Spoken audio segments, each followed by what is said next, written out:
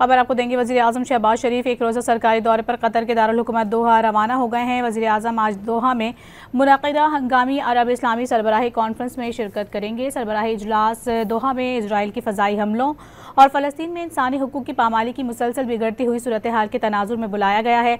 नायब वज़ीर आज़म वज़ीर ख़ारिजा मोहम्मद इसहाक़ डार, वफ़ाक़ी वज़ीर दिफ़ा ख्वाजा मोहम्मद आसिफ, वफ़ाक़ी वज़ीर इत्तलात और नशरियात अताउल्लाह तारड़ और मुआविन ख़ुसूसी सैयद तारिक फ़ातिमी वज़ीर आज़म के साथ आला सतह वफ़द में शामिल हैं। सरबराही इजलास में OIC के रुकन ममालिक के सरबराहान और आला हुक्काम की शिरकत भी मुतवक्किल है। खबर आपको देंगे। वज़ीर आज़म शहबाज शरीफ एक रोज़ा सरकारी दौरे पर कतर के दारुल हुकूमत दोहा रवाना हो गए हैं। वज़ीर आज़म आज दोहा में मुनक़िदा हंगामी अरब इस्लामी सरबराही कॉन्फ्रेंस में शिरकत करेंगे। सरबराही इजलास दोहा में इसराइल की फ़ज़ाई हमलों और फ़लस्तीन में इंसानी हुकूक़ की पामाली की मुसलसल बिगड़ती हुई सूरत हाल के तनाजुर में बुलाया गया है। नायब वज़ीर आज़म वज़ीर ख़ारिजा मोहम्मद इसहाक़ डार, वफ़ाक़ी वज़ीर दिफ़ा ख्वाजा मोहम्मद आसिफ, वफ़ाक़ी वज़ीर इत्तलात और नशरियात अताउल्लाह तारड़ और मुआविन ख़ुसूसी सैयद तारिक फ़ातिमी वज़ीर आज़म के साथ आला सतह वफ़द में शामिल हैं।